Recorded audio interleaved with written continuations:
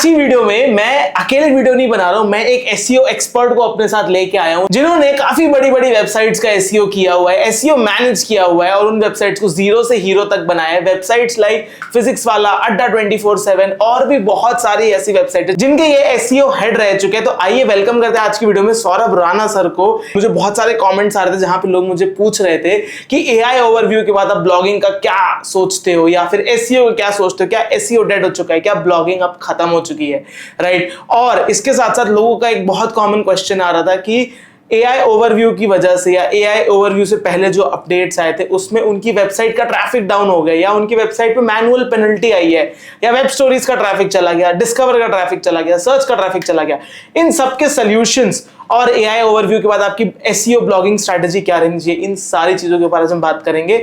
और मैं बात नहीं करूंगा, मैं एक एक्सपर्ट को लेके आया हूं शायद जिनके पास मेरे से भी 2x 3x एक्सपीरियंस है एसईओ में। ओवर टू यू सर, बताइए क्या सोचते हो, मतलब इतनी सारी चीजें जो मैंने अभी आपसे शेयर करी। बहुत सारी चीजें इस टाइम पे एसईओ इंडस्ट्री में हो रही हैं। करेक्ट, ठीक है। सिर्फ मैं ये नहीं बोलूँगा कि कॉमन एसईओ लोग जो हैं, न्यूबीज हैं, वो परेशान है।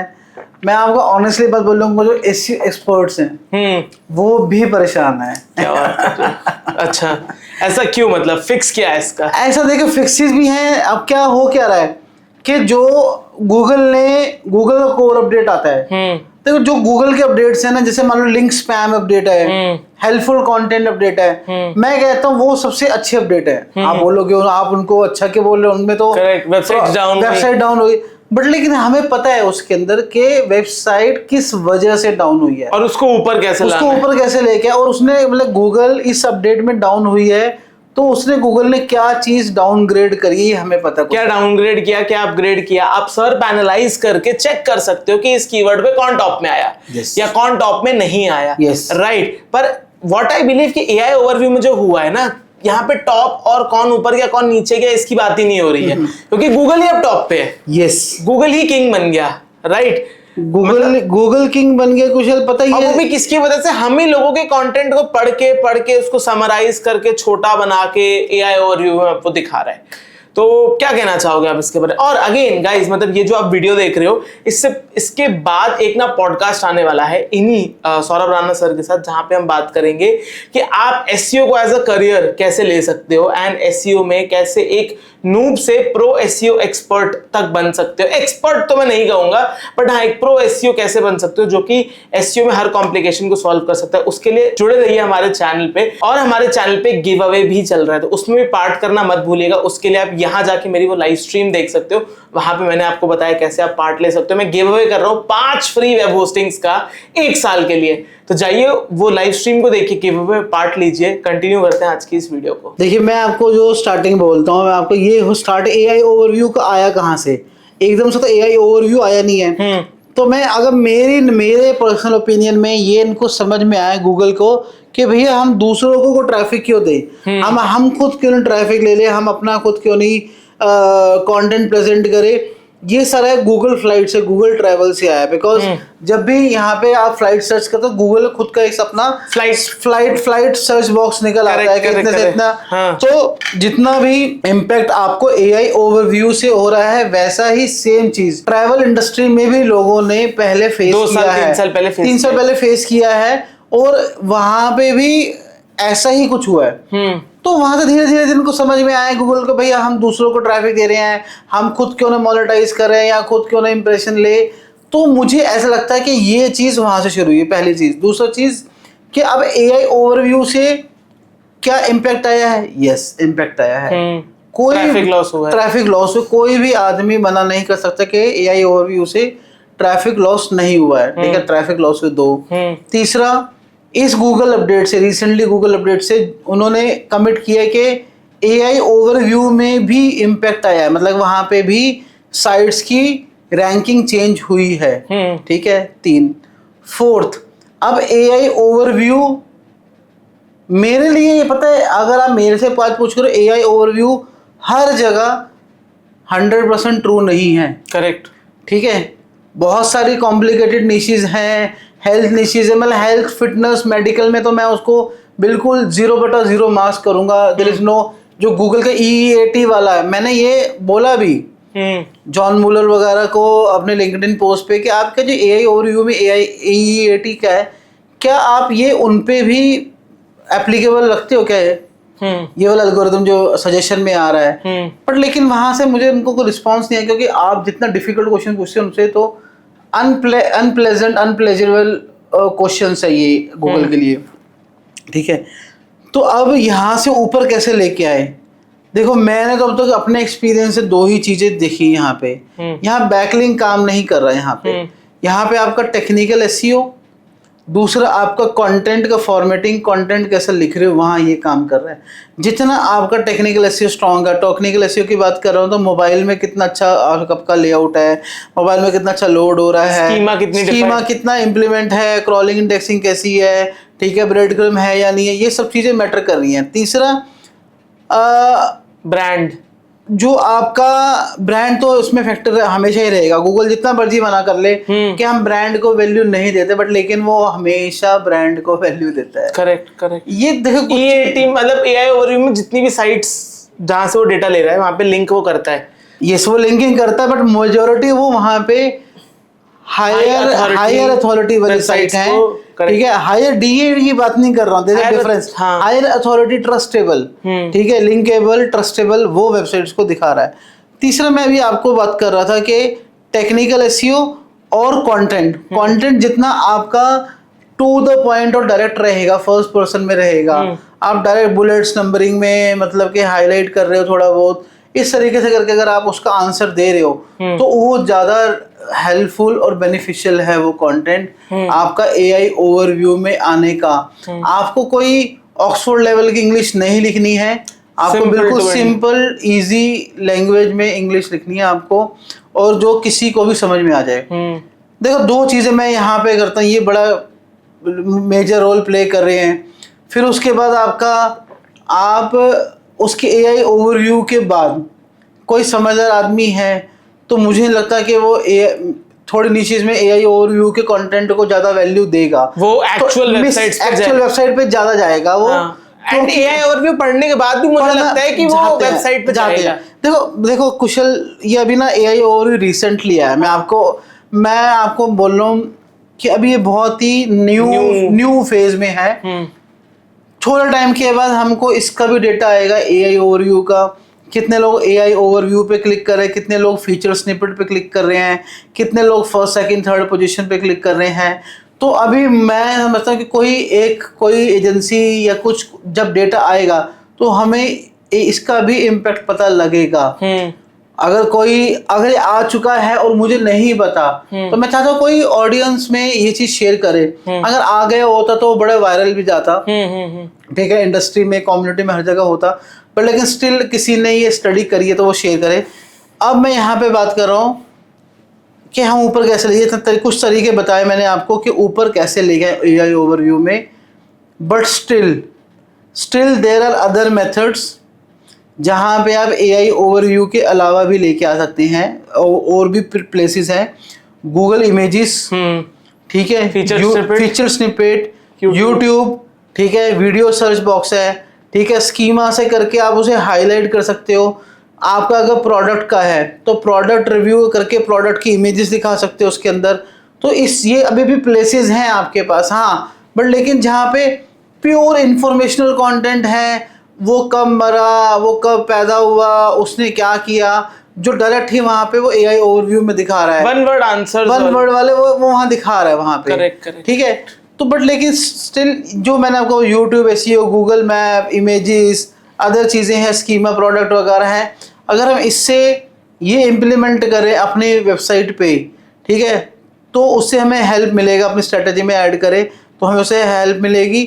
प्लस हमको एक चीज़ और भी देखनी चाहिए कि जब आपका ट्रैफिक डाउन हो रहा है तो क्या आपका ही डाउन हो रहा है या आपके कॉम्पिटिटर का भी डाउन हो रहा है, ये चीज़ हमें जरूर ऐड करनी चाहिए अपनी स्ट्रेटजी में। आप चाहे आप जॉब कर रहे हैं कुशल, या फिर कहीं पे आप अपना फ्रीलांसिंग और कंसल्टिंग का काम है, तो आइडली हमें कॉम्पिटिटिव एक अपनी स्ट्रेटजी में मॉनिटरिंग रखना चाहिए, डोमेन मॉनिटरिंग। और एक ना चीज़ हम ना मिस्टेक करते हैं, पता क्या मिस्टेक है, जितना हमें एसईओ आता है कुशल, मान लो आपको 10 आउट ऑफ 10 एसईओ आता है मान लीजिए, तो प्रॉब्लम यहाँ पे ये है कि सारा एसईओ आपको ही आता है, आपकी कंटेंट टीम को कितना एसईओ आता है, आपकी टेक टीम को कितना एसईओ आता है। मैं ये समझता हूँ और आपको एडवाइस करूंगा, जो आपके यूजर्स को, आपकी ऑडियंस को, जो ये हमारी कॉन्वर्जेशन सुन रही है, देख रही है, कि थोड़ा थोड़ा आप नॉलेज शेयरिंग सेशन अपनी कंटेंट टीम के साथ और टेक टीम के साथ जरूर करिए। बेसिक, मैं ये नहीं बोला आप उनको प्रो एसईओ एक्सपर्ट बनाइए, बट लेकिन जितना फंडामेंटल जितना उनको वर्क प्रोफाइल के लिए एसेंशियल उतना तो पता होना चाहिए उनको। एक्सएमएल साइट में अब क्या है, उसी गाइडलाइन क्या, स्कीमा क्या, ये आपके टेक टीम को पता होना चाहिए। आपके कंटेंट टीम को पता होना चाहिए कीवर्ड की प्लेसमेंट कैसे करनी, H1 H2 H3 की क्या इंपॉर्टेंस है। फिर आपको कंटेंट टीम को पता होना चाहिए कंटेंट लिखना कैसे है, क्या लैंग्वेज यूज करनी है, ठीक है, ये सब इंटरलिंकिंग करनी है नहीं करनी, ये सब चीजें आपकी कंटेंट टीम को पता होना चाहिए। तो आपको जब कंटेंट मिले, जब आपको आपकी वेबसाइट मिले, तो उसमें आपकी सरदर्दी कम हो, आपको मेहनत उस पर रीवर्क रीटचअप करना कम से कम पड़े, तो आपका काम इजी हो जाएगा और रैंकिंग के चांसेस बढ़ जाएंगे। आपका एफर्ट सही डायरेक्शन में जा रहा होगा। Yes. And what about AI overview के साथ साथ जो इतने सारे अपडेट्स आते हैं, इस पे जो मैनुअल पेनल्टीज लगती हैं, इसका क्या फिक्स है? देखो, मैनुअल पेनल्टी जो मैंने आजकल देखा ना, डिस्कवर में लग रही है, ठीक है, और स्टोरीज में लग रही है, डिस्कवर स्टोरीज में लग रही है, स्टोरीज और डिस्कवर में लग रही है, और गूगल आपको सर्च कंसोल में मैसेज दे रहा है और उसमें ये कि मैसेज दे रहा है मिसलीडिंग कंटेंट, ठीक है, मिसलीडिंग कंटेंट का जा रहा। तो यहाँ पे आपको ये चीज़ देखनी है कि आपका कंटेंट किस नेचर का है। क्या आप कोई न्यूज़ दे रहे हैं, ब्रेकिंग न्यूज़ दे रहे हैं, इंफॉर्मेशन दे रहे हैं, फैक्ट्स दे रहे हैं, या कोई चीज़ भी will be soon, releasing soon, to be soon, announcing soon, क्या वो फैक्चुअल है या नहीं है, मिसलीड तो नहीं कर रहा। तो मैंने तो अभी तक एजुकेशन में बहुत जबरदस्त इम्पैक्ट पड़ा है। मैं अभी जो मेरे पास अभी तक नॉलेज है, देखो मैंने आपको बताया कि एजुकेशन का, इंडिया एजुकेशन इंडस्ट्री का मुझे अच्छा खासा एक्सपीरियंस हो चुका है। तो मेरे पास जो अभी तक खबर है, जो मेरे पास पता है, बड़े बड़े ब्रांड्स को इंडिया एजुकेशन के अंदर, इंडिया एजुकेशन में कई ब्रांड, इंडिया की एडटेक के अंदर इन ब्रांड स्टार्टअप्स को मैनुअल पेनल्टी लगी है, क्योंकि यहाँ पे हमारा कुछ नेचर होता है, कुछ ऐसा रिलीजिंग सोन अनाउंस करने का। तो वहाँ पे गूगल कह रहा है कि ये मिसलीडिंग कंटेंट है, आप क्लिकबेट करवा रहे हो आप। तो बहुत ही वही मैंने बात, फिर वही कनेक्टेड है पिछली वाली बात से कि कंटेंट टीम को भी पता होना चाहिए एसईओ में क्या चल रहा है और क्या सही डायरेक्शन है, इंटरलिंक्ड है सारी चीजें आपस में। अब मैं ये नहीं कह रहा कि मैं सौरभ राणा ही सारी चीजें कर रहा है, भैया सौरभ राणा ने, अगर आप मेरे से पूछो, मैंने तो पिछले 8-10 साल में एक बैकलिंक नहीं बनाया। हाँ। अब मैं थोड़ा बैठ के बैकलिंक बना रहा हूँ, मेरी टीम कर रही है, मेरा काम है स्ट्रेटेजी बनाना, गाइड करना, इम्प्लीमेंट करना और गाइड करना अपनी टीम को। काम तो मेरी टीम कर रही है, उसको मॉनिटर करना। अब जब मेरी टीम के अंदर ही उतना टैलेंट और कैपेबिलिटी नहीं है, नॉलेज नहीं है, अलर्ट अपडेट नहीं है, तो कैसे अच्छा काम कर सकेंगे। तो यहाँ पे आपकी रिस्पॉन्सिबिलिटी है सौरभ राणा की, जो एसईओ हेड, एसईओ डायरेक्टर हैं, एसईओ मैनेजर्स हैं, कि वो अपनी टीम को एजुकेट करे और राइट नॉलेज दे। तो जाते जाते सर, आप हमारी ऑडियंस को क्या फीडबैक देना चाहोगे, जो कि एसईओ स्टार्ट कर रही है या कर रही है, इन अपडेट्स की वजह से वेबसाइट डाउन हो गई है, ट्रैफिक कम हो गया है, कंफ्यूज है कि क्या एसईओ में आगे करियर है, is it a good option और नॉट, तो उनके लिए आप क्या बोलोगे? सबसे पहली चीज़ तो कुशल मैं बोलूँगा, आप उन लोगों को फॉलो करिए, सुनिए जो एकदम से हार्डकोर है, जिन्होंने एक्चुअल में काम किया है, ठीक है, और उन्हें कुछ एक्सपीरियंस है, पहली चीज़। दूसरा, आप एसईओ कम्युनिटीज़ ज्वाइन करिए, एसईओ मीटअप्स ज्वाइन करिए आप, ठीक है, आप लिंक्डइन पे एक्टिव रहिए। फोर्थ, आप अपना जो इंडस्ट्री के टॉप एक्सपर्ट्स हैं उनको सुनिए और उनको फॉलो करिए। रिपीट हो रहा हो तो रिपीट भी जैसा लग रहा है मुझे, मैंने बोल दिया है, बट लेकिन साथ में एक बड़ी इंपॉर्टेंट चीज़ है, एक ही प्रोजेक्ट के पीछे मत पड़िए आप, ठीक है, करेक्ट। एबिलिटी होनी चाहिए स्विच करने की, इमोशनली अटैच नहीं होना हमें। बिल्कुल बिल्कुल। आप एक प्रोजेक्ट के साथ अगर वो देखिए, मैं पहले भी एग्जांपल दिया है, इंडिया वर्ल्ड कप जीता, उससे पहले वर्ल्ड टेस्ट चैंपियनशिप के फाइनल में हारा, वर्ल्ड ओडीआई फाइनल में हारा, उससे पहले एक बार 2019 के सेमीफाइनल में वैसे हारा। भी कितने वर्ल्ड कप्स में हारे, वर्ल्ड कप के फाइनल में हारा, मतलब पास आके मतलब के हार गए। तो इसका ये नहीं मतलब कि आप जीतोगे नहीं आप, ठीक है।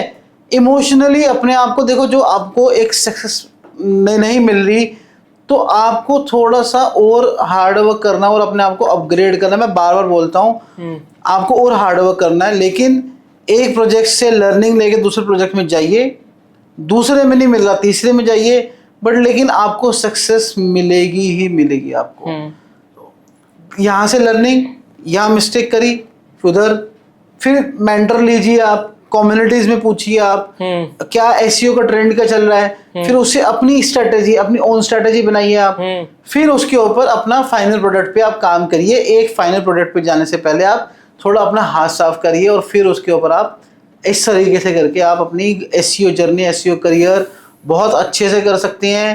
कम्युनिकेशन पे काम करिए, रिपोर्टिंग प्रेजेंटेशन पे काम करिए, it's very important. Correct. Again guys, that is it for today's video.